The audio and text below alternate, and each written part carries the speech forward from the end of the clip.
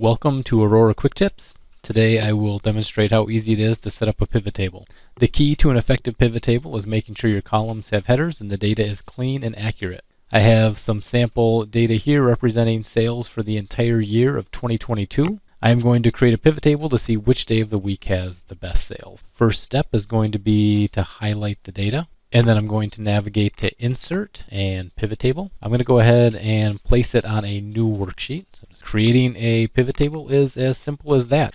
I want to look at the day of the week, so I'm going to drag that down into the rows. And I wanted to see which day of the week had the highest sales. So I'm going to go ahead and drag my sales down into the values area. And you can see as I'm doing this, it's creating it on the left-hand side here. Now it is rather easy to look at, and I can say Saturday has the highest sales at 310. Thanks for joining us today. Make sure to like and subscribe to get alerted when more tips are added.